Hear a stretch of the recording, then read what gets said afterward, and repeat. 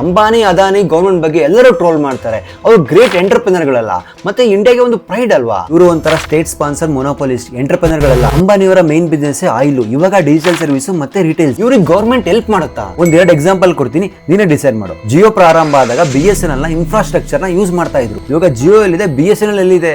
BSNL 1700 ಕೋಟಿ ಜಿಯೋಗೆ bill ಮಾಡೋದೇ ಮರ್ತ್ ಬಿಟ್ಟಿದೆ. ಮತ್ತೆ ರಿಲಯನ್ಸ್ ಇಂದ ONGC ಫೀಲ್ಡ್ ಅಲ್ಲಿ 1.55 ಬಿಲಿಯನ್ ಗ್ಯಾಸ್ ಥೆಫ್ಟ್ ಆಗಿದೆ ಅಂತೆ. ಏನೋಪ್ಪ ನನ್ಗೆ ಗೊತ್ತಾಗ್ತಿಲ್ಲ. ಇದೇನು ಹೆಲ್ಪ್ ಅಲ್ಲ ಬಿಡು. ಈ ಅದಾನಿ ಜೊತೆ ಯಾವ ತರ? 2014 ಅದಾನಿ ಅವರು ವರ್ಲ್ಡ್ ರಿಚೆಸ್ಟ್ ಮ್ಯಾನ್ ಲಿಸ್ಟ್ ಅಲ್ಲಿ 609ನೇ ಸ್ಥಾನದಲ್ಲಿದ್ರು.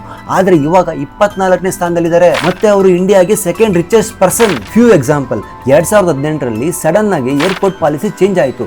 ಅದಾನಿ ಗ್ರೂಪ್ಗೆ 6 ಏರ್ಪೋರ್ಟ್ ಹೋಯ್ತು. 2019ರಲ್ಲಿ ಸಡನ್ ಆಗಿ ಎನ್ವೈರನ್ಮೆಂಟಲ್ ರೂಲ್ಸ್ ಚೇಂಜ್ ಆಗುತ್ತೆ. ಛತ್ತೀಸ್ಗಢ ಫಾರೆಸ್ಟ್ ಅಲ್ಲಿ ಅದಾನಿ ಕೋಲ್ಸ್ಗೆ ಪರ್ಮಿಷನ್ ಕೊಟ್ಟಿದ್ದಾರೆ. UPA ಗವರ್ಮೆಂಟ್ ಏನ್ ಕಡಿಮೆ ಆಗಿರಲಿಲ್ಲ. ತುಂಬಾ ಜನ ಬಿಸಿನೆಸ್ ಮ್ಯಾನ್ ಗಳು ಇವ್ರ ಫೇವರ್ ಆಗಿದ್ರು. ಇದೇ ಅದಾನಿ ಗ್ರೂಪ್ಸ್ಗೆ, ಅನಿಲ್ ಅಂಬಾನಿಗೆ ಮತ್ತೆ ವಿಜಯ್ ಮಲ್ಯಗೆ ಹೀಗೆ ಪಟ್ಟಿ ಬೆಳೀತಾ ಹೋಗ್ತಾನೆ ಇರುತ್ತೆ. ತಪ್ಪೇನಿಲ್ಲ. ಇದರಿಂದ ಸ್ಮಾಲ್ ಎಂಟರ್ಪ್ರೈನರ್ ಗಳಿಗೆ ಗೌರ್ಮೆಂಟ್ ಸಪೋರ್ಟ್ ಇರುವಂತಹ ಬಿಗ್ ಬಿಸಿನೆಸ್ ಮ್ಯಾನ್ ಗಳ ಜೊತೆ ಕಾಂಪೀಟ್ ಮಾಡೋದಕ್ಕೆ ಆಗೋದಿಲ್ಲ.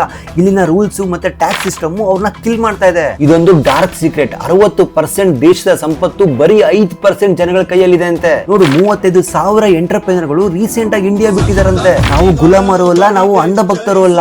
ನಿಮ್ಮ ಆತ್ಮಸಾಕ್ಷಿ ಕೇಳ್ಕೊಳ್ಳಿ, ಇಲ್ಲಿ ಇವ್ರು ಯಾರು ಸರಿ ಇಲ್ಲ.